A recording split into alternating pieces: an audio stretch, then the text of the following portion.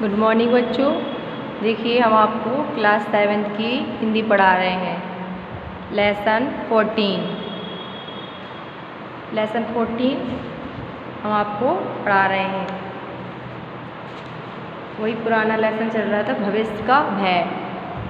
भविष्य का भय तुलतुल एक जो लड़की थी वो टुनी के पीछे पड़ी हुई थी कि इसको भी पढ़ाएं लिखाएं, मतलब गरीब बच्चों को भी हमें पढ़ाना लिखाना चाहिए।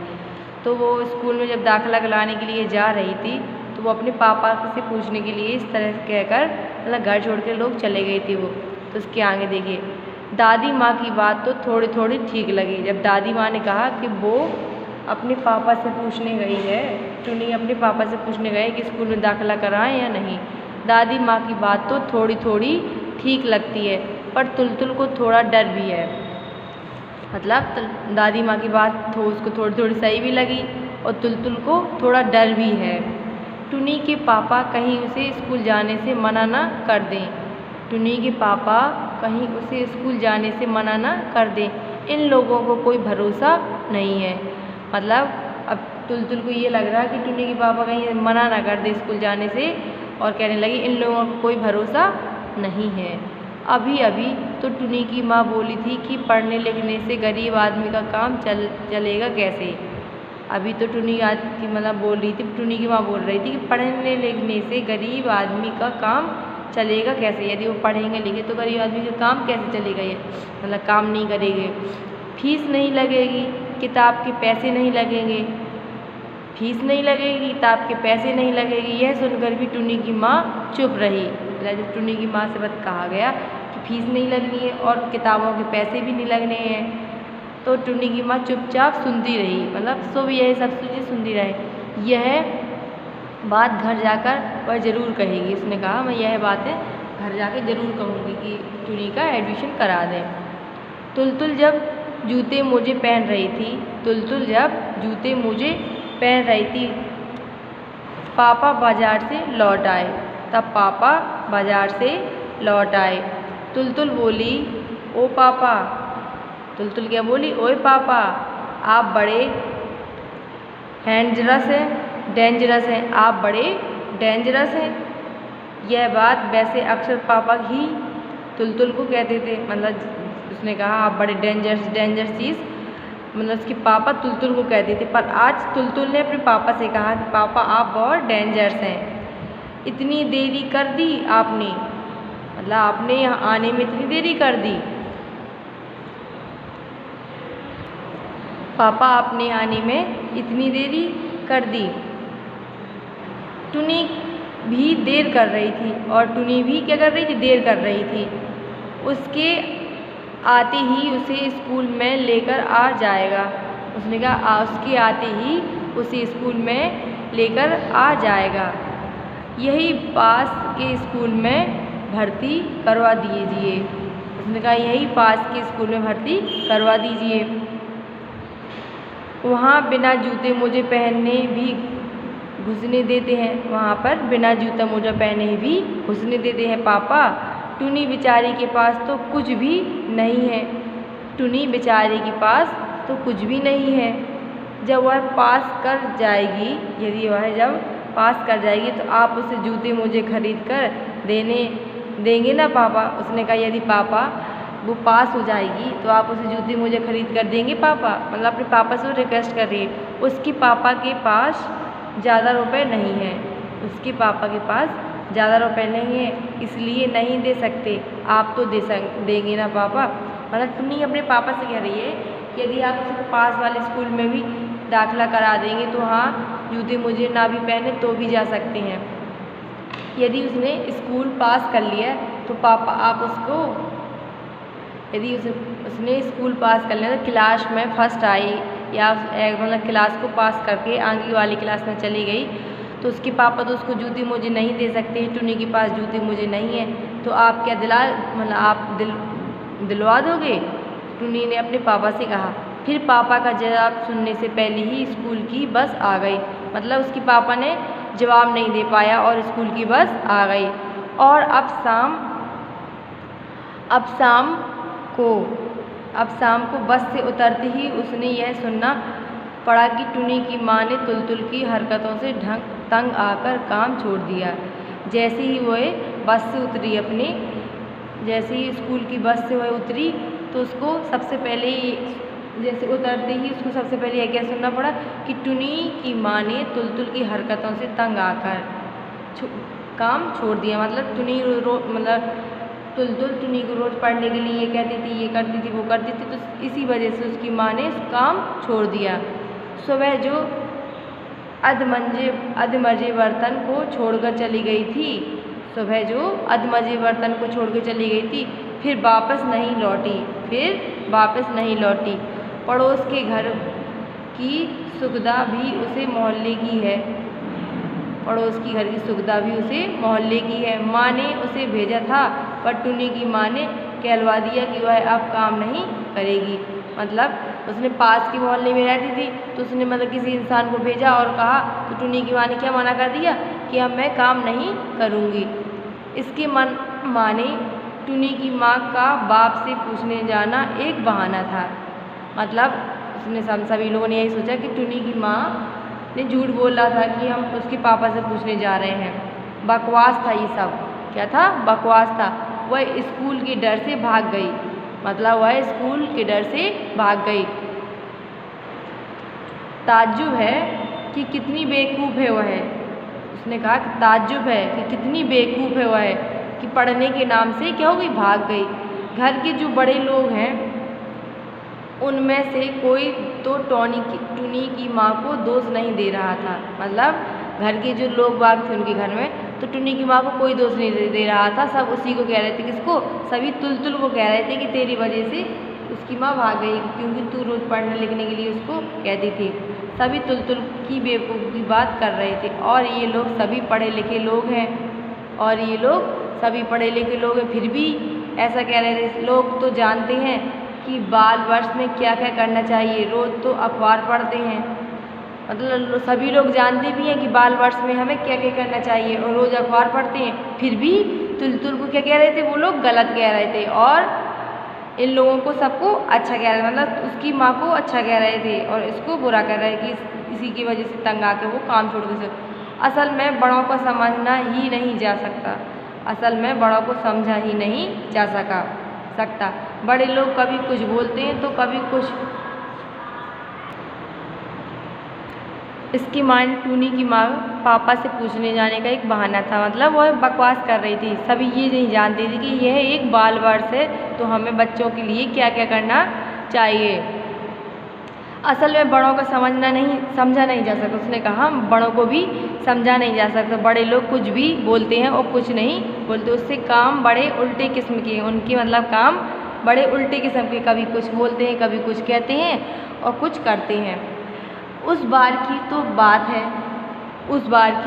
बात है, तुलतुल जलपाईगुड़ी में नाना के घर गई थी। जलपाईगुड़ी उसके ननिहाल है, तो वहाँ नाना के यहाँ दी थी।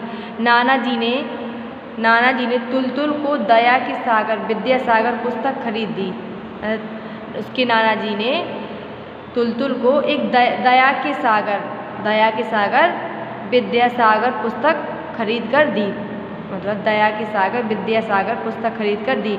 उस समय वे क्या बोले थे? उस समय उसके नाना जी ने क्या बोला था? महान व्यक्तियों की जीवनी पढ़ तुलतुल, जितना हो सके ऐसी किताबें पढ़ना समझी। मतलब उसकी नाना ने कहा था कि इन महान व्यक्तियों की तुम जीवनी पढ़कर और जितना हो सके तुम ऐसी ही किताबें पढ़ना और इसके आदर्शों पर चलना और इन्हीं के आदर्शों में चलना। जैसे कि हमारे यहाँ के महान अच्छे महान व्यक्ति हैं जिन्होंने अच्छे कार्य किए। यदि उनके अच्छे कार्यों में तुलतुल भी वैसे ही करेगी तो क्या होगी? मतलब एक अच्छी दिशा में चलेगी, वो उनके आदर्शों पे चलेगी। ओ माँ, उसके कई दिनों बाद की बात है। जलपाईगुड़ी में बड़ी ठंड पड़ी थी।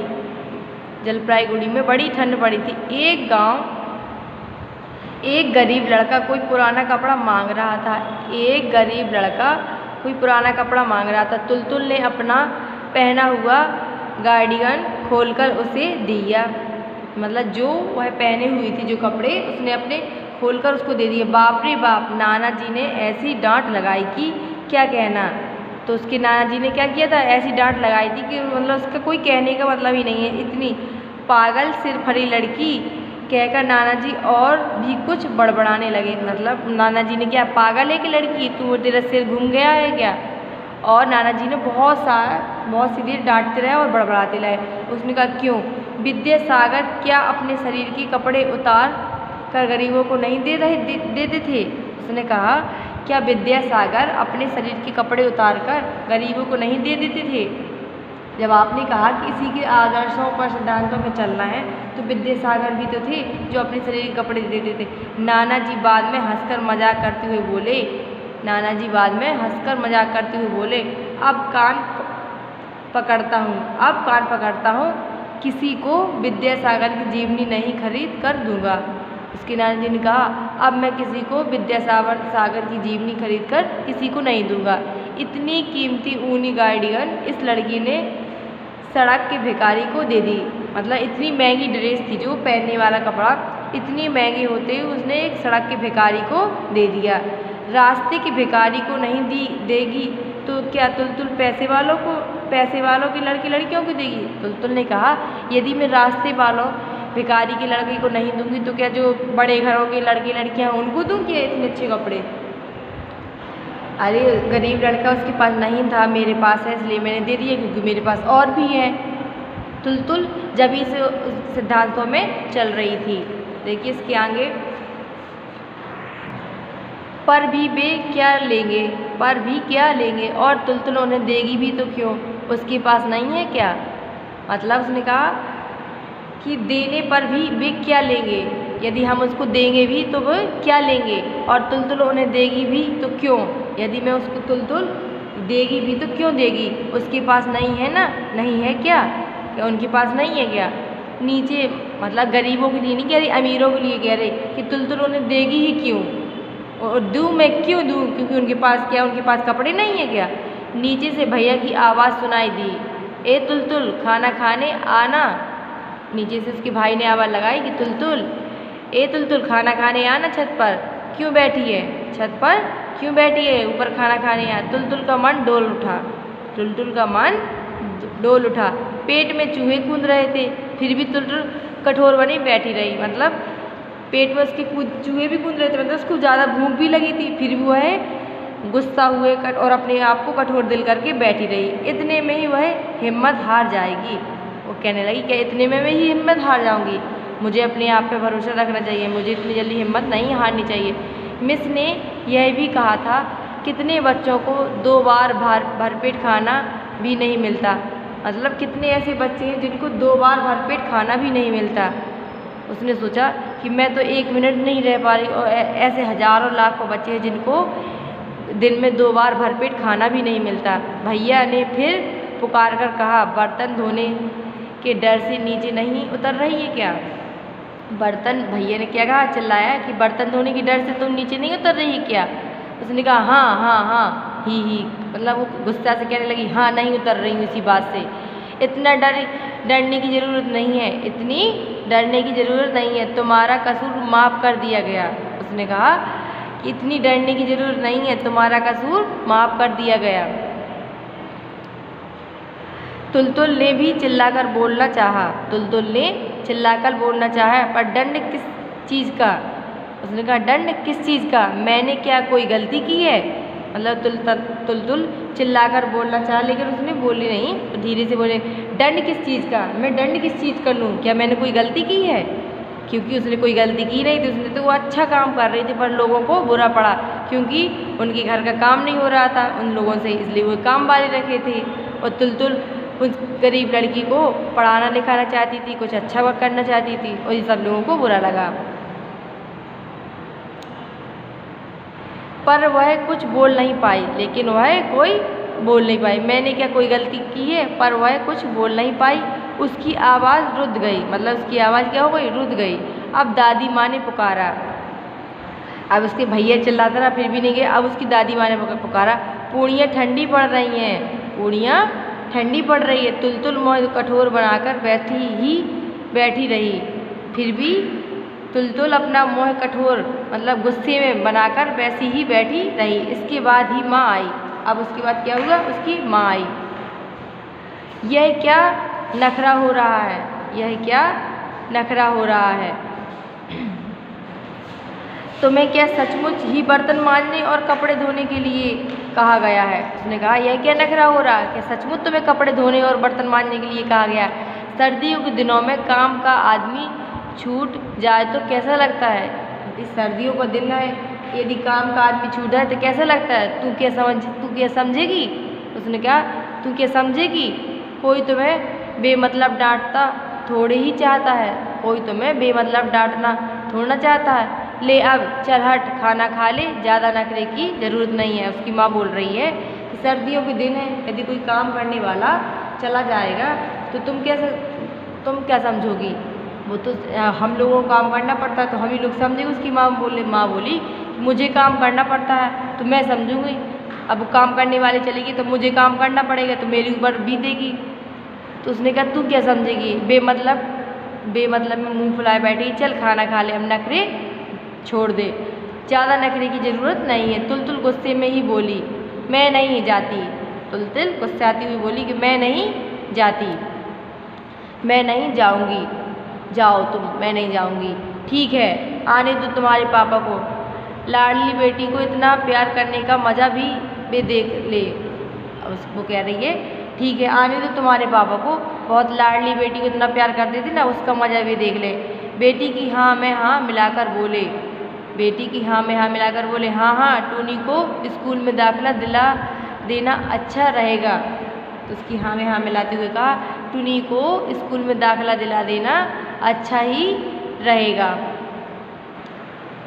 पर तू ही सोच टूनी, अगर स्कूल जाने लगेगी तो उसकी माँ का कैसे गुजारा होगा। उसने कहा पर तू ही सोच टूनी, अगर स्कूल जाने लगी तो उसकी माँ का कैसे गुजारा होगा। टूनी कितना हाथ बांटेगी, मतलब टूनी कितना हाथ बटाएगी। तुलतुल ने गले में दुगनी ताकत थी, तुलतुल के गले में दुगनी ताकत थी।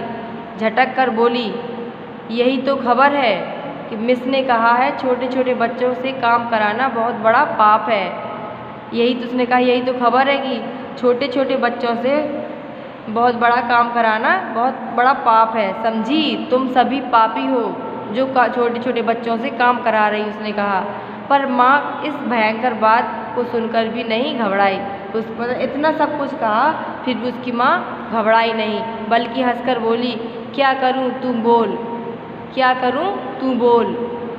पापी संसार में जन्म लिया है, पापी संसार में जन्म लिया है, पापी बनकर रह रही हूँ। उसने कहा कि पापी संसार में जन्म लिया है तो पापी बनकर रह रही हूँ। इस दुनिया को नए सिरे से बदलने की ममता तो मेरी है, इस दुनिया को नए सिरे से बदलने की क्षमता तो मेरी है नहीं, और अगर ऐसा ना किया जाए तो इस संसार का उद्धार भी नहीं होने का मतलब ऐसा यदि ना करे तो फिर भी इस संसार का उद्धार नहीं होगा। तू जब बड़ी होगी तो इसे बदल डालना। उसने कहा जब तू बड़ी हो जाए तो इसको बदल डालना। तू और तेरे दोस्त सभी मिलकर हम लोगों की तरह का पाप तुम लोग नहीं करना। मतलब उसने कहा तू और तेरे दोस्त सभी लोग मिलकर हम लोगों जैसा पाप ना करना, मतलब छोटे छोटे बच्चों से काम ना कराना। उसने कहा, उसकी माँ ने कहा इस बात से ना जाने क्या हुआ, इस बात से ना जाने क्या हुआ। अचानक तुलतुल बिलक बिलक रो उठी, अचानक तुलतुल बिलक बिलक रो उठी। माँ से लिपट कर बोली अगर बड़ी होकर मैं भी तुम्हारी तरह उलट पलट जाऊँ तो। उसने कहा बड़ी होकर मैं भी तुम्हारी तरह उलट पलट जाऊँ तो, अगर बेवकूफ़ बन जाऊँ तो, अगर बेवकूफ़ बन जाए तो, अगर यह भूल जाऊँ कि सभी लोग एक समान हैं, कि सभी लोग एक समान हैं। देखिए आपका ये लेसन पूरा हो गया है। इसकी लेखा है आशा पूर्णा देवी, आशा पूर्णा देवी। आपका ये पाठ समाप्त हो गया है। अब हम इसके पाठ की कल मीनिंग्स और इसके जीवन परिचय कल हम लिखवाएंगे। आशा पूर्णा देवी जी का कल हम जीवन परिचय लिखवाएंगे और इसकी मीनिंग्स भी लिखाएंगे। फिर जो शेष टाइम बचेगा उसमें प्रश्नोत्तर भी। आज के लिए इतना ही होमवर्क काफ़ी है आपका। सभी लोग अपना अपना होमवर्क फेयर कॉपी में व्यवस्थित रूप से करते जाएं।